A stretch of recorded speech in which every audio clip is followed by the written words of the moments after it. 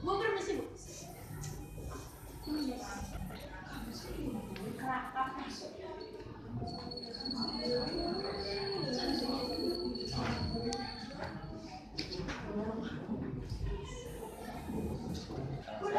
Soalnya apa itu?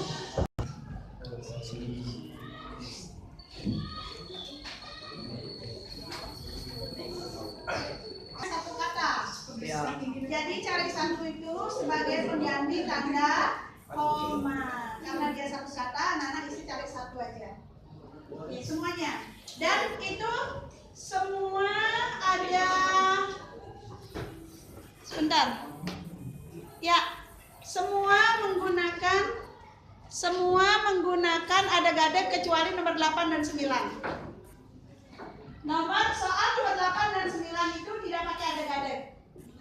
Ya, setiap anak-anak melihat ada huruf konsonan atau huruf mati di akhir suku kata, maka dia pasti menggunakan ada gadek. Ada gadek itu termasuk pangangge tengenan. Pengangge tengenan itu sama dengan penggunaan tanda mati ya.